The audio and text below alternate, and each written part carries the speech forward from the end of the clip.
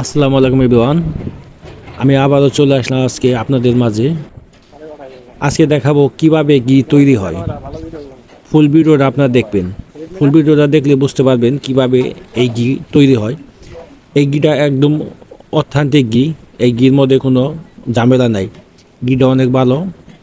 So আপনারা যদি একবার খান তাহলে বুঝতে পারবেন ঘি কেমন টেস্ট, এবং এই ঘির ফ্লেভারটা একদম খাঁটি। এখানে কোনো ভেজাল দেওয়া হয় না, তার জন্য এই ঘিটা ভালো।